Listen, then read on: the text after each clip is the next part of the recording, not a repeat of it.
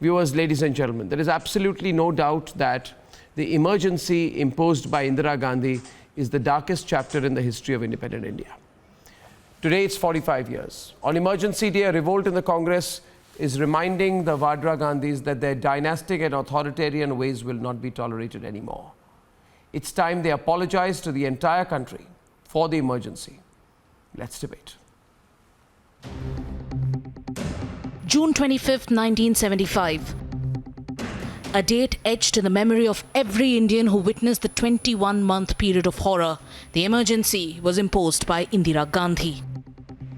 जब देश में आपातकाल लगाया गया, तब उसका विरोध सिर्फ राजनीतिक दायरे तक सीमित नहीं रहा था, राजनेताओं तक सीमित नहीं रहा था, जेल के सलाखों तक आंदोलन सिमट नहीं गया था, जन जन के दिल में एक आक्रोश था, खोए हुए लोकतंत्र की एक तड़प थी।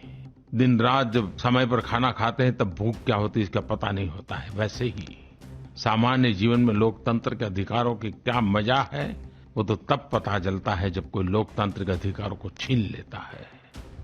For the last 45 years, the party that was in power during emergency, the Indian National Congress, has been silent on the darkest chapter of independent India.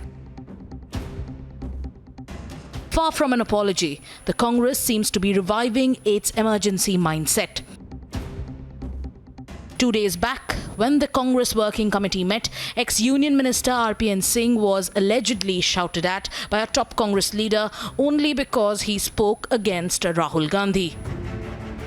State-wise, we are seeing it in the national capital. We are seeing it in the core committee group meeting, that CWC, where the leaders were raising their voice against the strategy of the Congress party, that everything need not to be politicized, specifically when it is about Prime Minister. That's something which was said by RPN Singh in the last CWC meeting. But yes, they were shouting, they were scolding by the senior leaders. And this is not limited to the young leader and the older leaders. Another top Congress leader who has served as a minister in the UPA government has sounded a warning to the top brass of the party.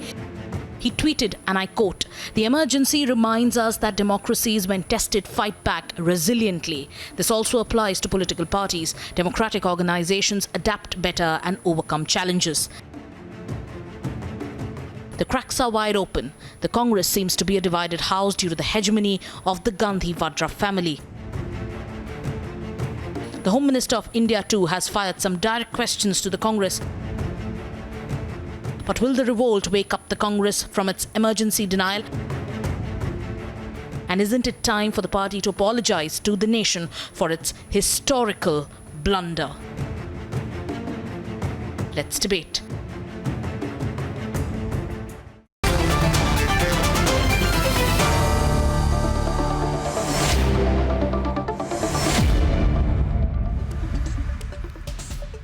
Is 45 years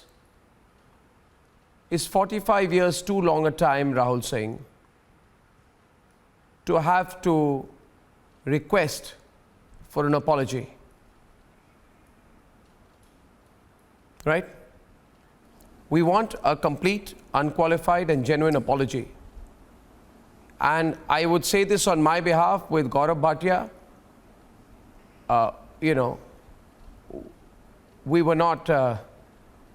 we don't hold any memories of 75. But we have read about it. And we believe, Gaurav and I believe, and even a generation younger to us believes, that it is time for a complete, unqualified and genuine apology. What's the ego issue that is coming in the way, Rahul Singh, in your view? I don't think there's any ego issue involved there. I think it was a big mistake, and I do think that an apology is called for. An apology was given for the anti-Sikh riots, and it should be given also for the imposition of the emergency. So why is it not coming? I totally opposed the emergency. Why is it not coming? 6.2 million Indian men were forcibly sterilized. And the number of sterilizations were 15 times more than by Adolf Hitler. Yeah. You know, sometimes it is so important for us, Gaurav, to remember and reflect that Adolf Hitler also carried out sterilizations. But Indira Gandhi and her son, the useless Sanjay Gandhi, carried out 15 times as many sterilizations of Indian men than the Nazis did. Why? What is coming in the way for that? I mean, why can't we should actually, it's like a Holocaust for India. We should remember it. And why should we not demand an apology? Why should we not? Arnab, absolutely, an apology is definitely required from the Congress. The darkest era after independence is what happened during the emergency. Imagine 110,000 people arrested and detained without even sharing the grounds of detention with them. Imagine the entire opposition behind bars crushing their voice so that there is no opposition whatsoever.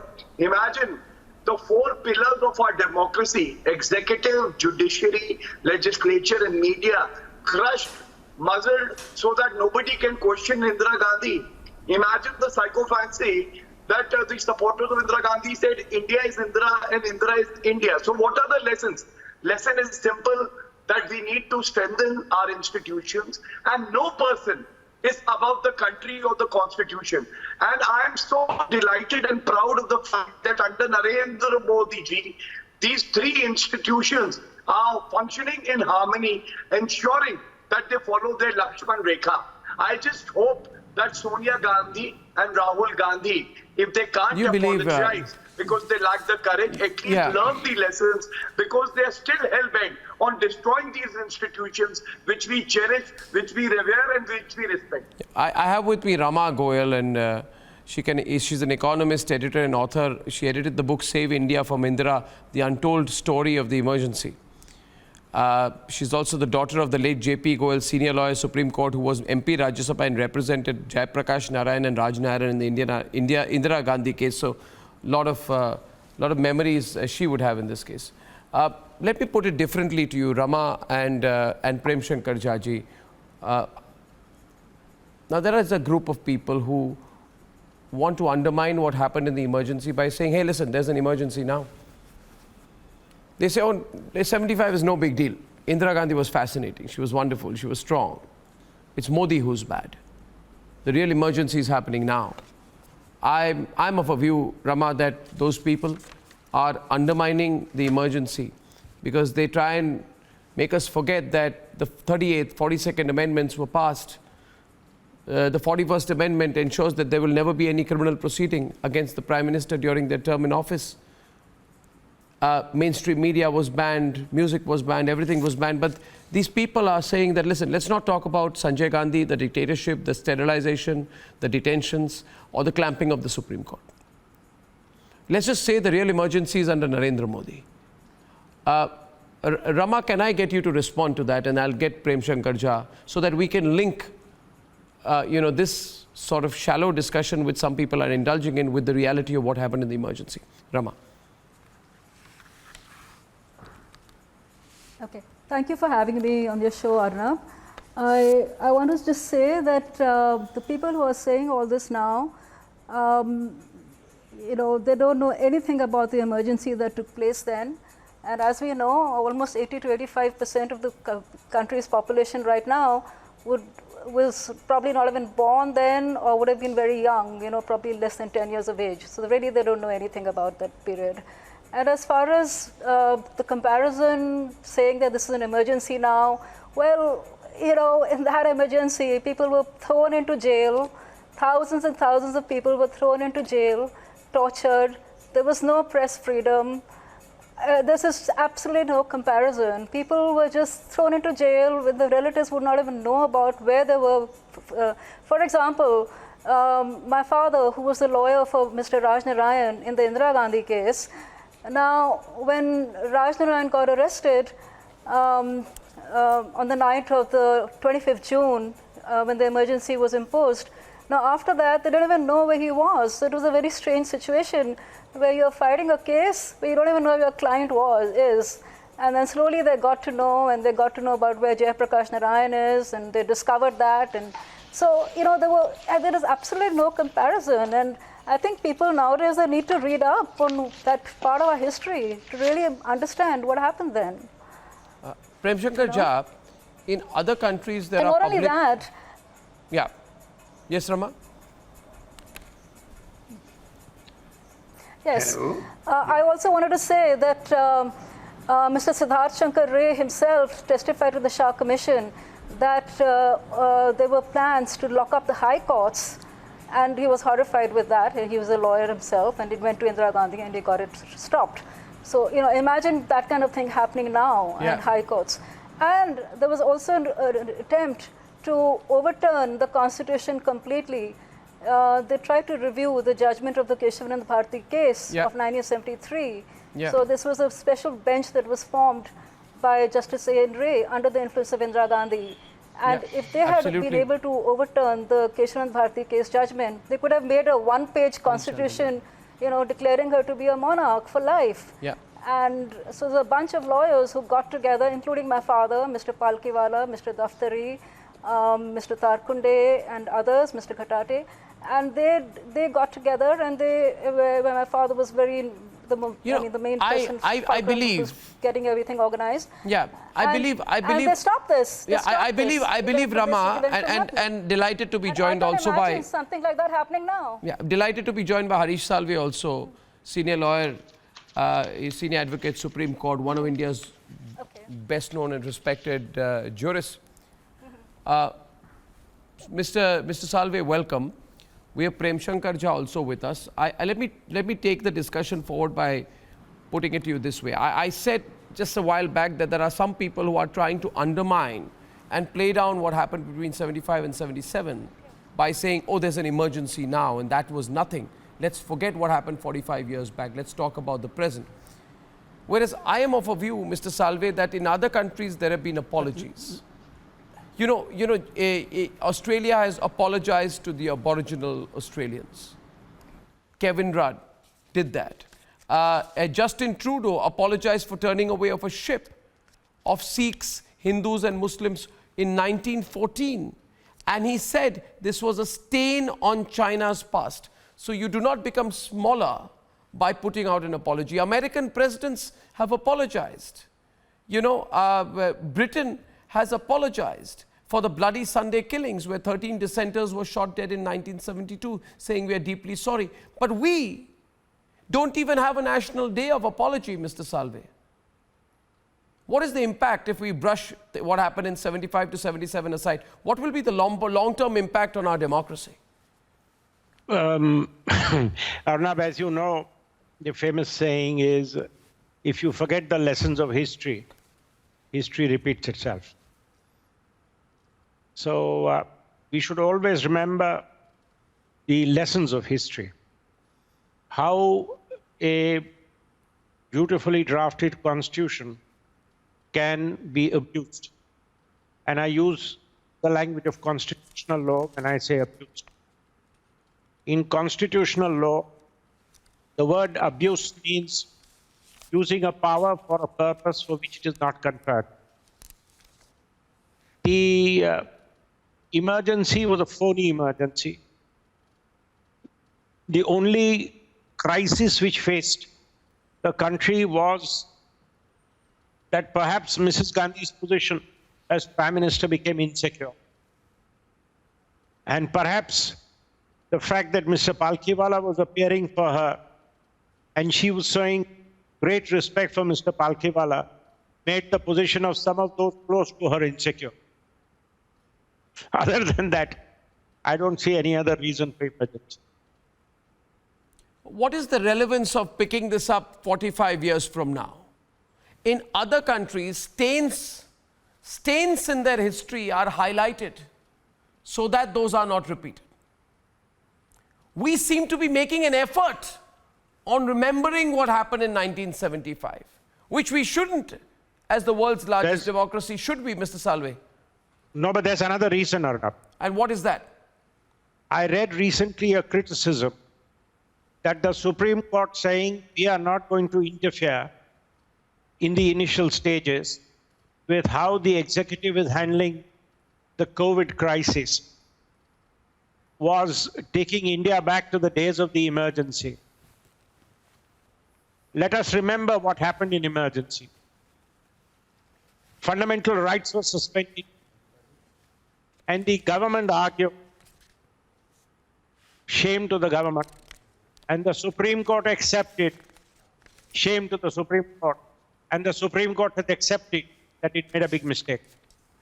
The Supreme Court accepted that if you were arrested and put in jail, you did not have the locus standi challenge your detention. Now, there can never be a bigger slur on the Constitution. There cannot be a bigger blot on Indian jurisprudence. I have spent 4 decades in this profession practicing at the Supreme Court. And believe me, never ever have we cited the Supreme Court judgment in Shiv Panchukta. And sometimes when somebody did, judges would say, don't cite this. So, and the latest privacy judgment, 2 of the judgments have criticized Justice Kaul said the judge will cite so many fathoms. The Supreme Court has said that. And I think we need to remind ourselves here, repeated suggestion, we are back with emergency suspension of loss of voice. 1 minute, I'm checking the voice. 1 minute, Harish Salve. 1 minute. Last 10 seconds I missed out. If you can repeat that and adjust your mic just a wee bit, lower down, because I think we have Rahul Singh, Prem Shankar Jha holding on to your every word. So we don't want to miss what you're saying. Yeah. No, I said the emergency is about suspension of Constitution. That's very important. As a matter of law, your constitutional right to suspend it. And Yes. the Attorney General was asked, if my right to life is suspended and you put me to death, what happens? He said, my lord, that's an extreme situation. It's unbelievable. Yes. That is really what we should remember. Yeah, it is quite another thing where the equation between the Constitutional Court and the Executive. Yes. When the Constitutional Court will interfere, when it will not interfere. You may blame a court saying you're being a little too hands-off. You should interfere. Yes. Say that this is emergency like is forgetting the lesson. The case he refers to, 2 hands go up. Rahul Singh wants to respond and Prem Shankar Jha has been waiting. I'm sorry, Mr. Sajja, to keep you waiting. The case Harish Salve refers to, viewers, if I'm not mistaken, is the what is called the ADM Jabalpur versus Shivkant Shukla, or the habeas corpus case. It came to be popularly known as the habeas corpus case. And it was horrifying, wasn't it, Rahul Singh? Because it took away the right of any citizen to move the court against any arbitrary action by the government, even if they lose their liberty or life. It basically disenfranchised us all, Rahul Singh. So I think the point is well made. You want to add to what Harish Salve said, Rahul Singh, or respond to him? Arnab, go on, I think he hears you loud and clear. Yeah. Arnab, I could not disagree with Harish Salve at all. He's absolutely right. But let's not go overboard with the emergency. Overboard? It was a dictatorship. Thousands were put in jail. There was sterilization. Overboard? But it was not the dictatorship of the kind that Hitler had ever. I'm sorry. It was not that kind of dictatorship. And please remember, Indira Gandhi It was probably worse. called for an election and she lost power. Yeah, 1 second. Dictators don't do that. 1 second. Sir, are So you... it was a dictatorship, but it was not okay, a so brutal dictatorship. should I engage as Harish it's Salve being in the made out. debate or get Rama in? I'll let Harish Salve remain the arbiter in this. Rama has a quick rebut. No, but one I minute. agree. Rama has a I quick agree with rebut. Harish Harish Salve is Salve, listening absolutely. on. I agree with Rama has a Harish quick Salve rebut. completely. Prem Shankar Jha is still to come in, and then I'll go to Harish Salve. I Rama, agree. yes, you've been sufficiently provoked. Yeah. Yeah. Yes. Well, on this issue of her calling elections, well, let me tell you that even though the elections had been called, the emergency was not revoked. So we had the elections under the state of emergency. Yeah. And she lost the election, but she did not resign. She did resign 2 days later. Exactly. And Rama. The emergency was revoked. And Rama, because we have limited time, I want to get in Prem Shankar Jha. Prem Shankar, the issue was not just Indira Gandhi. The issue was Sanjay Gandhi. What did the Shah Commission report say? That this was a case of an individual wielding unlimited powers. Unlimited powers. In dictatorial powers without having the slightest right to it. I'd like Prem Shankar Jha to come in because he was also listening on to what Harish Salve said. Mr. Jha. Yes, well, I must say, whether the Supreme Court said this or not, or the Shah Commission said it, it is not actually correct. There's a huge amount of information that's come out since then, including the memoirs of P.N. Dhar himself, which you should look at, which shows that Mrs. Gandhi, when Sanjay, Vidyacharan Shukla, and one or two others, R.K. Mishra and a few others, R.K. Dhawan and a few others, wanted to carry on with the emergency for another year, postpone elections by another year, she stopped talking to them.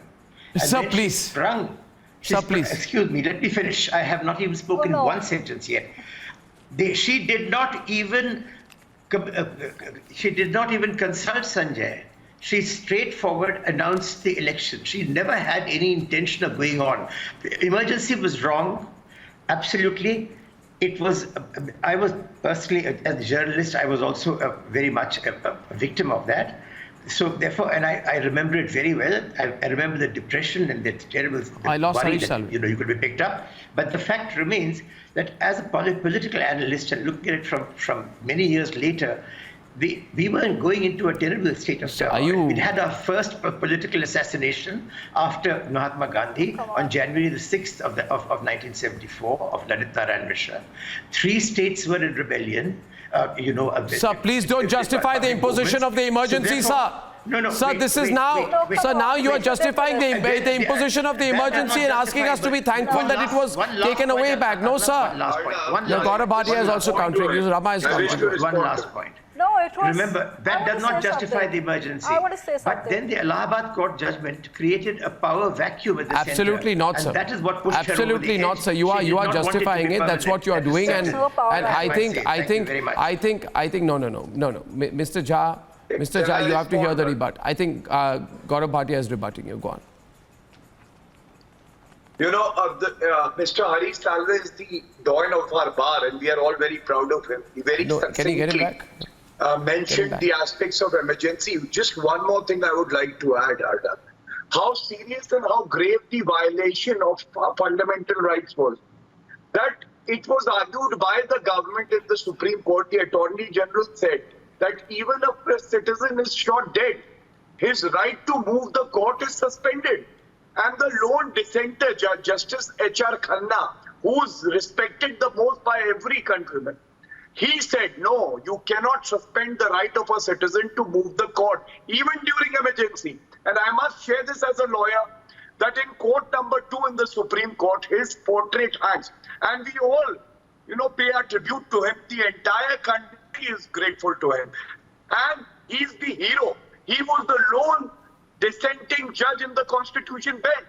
The remaining judges acted like blind judiciary, letting down the people of the country. So serious was the invasion by Indira Gandhi in ensuring there is a committed judiciary. I have limited time. We have Harish Salve back. Superseded and punished. We have Harish Salve back, and this is the part which I really am looking forward to.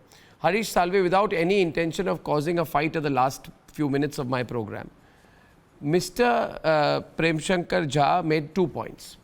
He said that we must remember that Indira Gandhi stopped talking to her son. She was so upset with him, and she actually did not want to extend the emergency. And then he followed up by saying that the Allahabad High Court judgment created a power vacuum kind of situation, almost suggesting that there were justifications for imposition of the emergency. I'd like you to respond to both, please, before I close the show.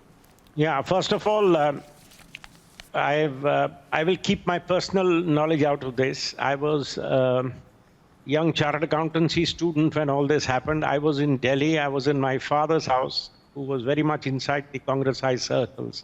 What I heard was very different, but let's leave that. And I remember even at that age with my father, I used to have sharp differences over the very fact that Sanjay Gandhi was relevant. Prime ministers allowing their sons to come and play this role is something which is an abuse of the Constitution. To say that she stopped listening to her son hardly vindicates that. So that's my first reaction. And the second, that this whole thing, the way it played out, why the emergency was withdrawn, maybe at some point, there may have been a fear that if you go down this road, someday the army may come out of its barracks and follow what the neighboring armies do. That may have played a role. We don't know. But in my generation, I feel that the very fact that Sanjay Gandhi and a group of his friends were allowed this kind of unbridled, unconstitutional power was itself sufficient to completely take away the moral justification of her continuing as a prime minister.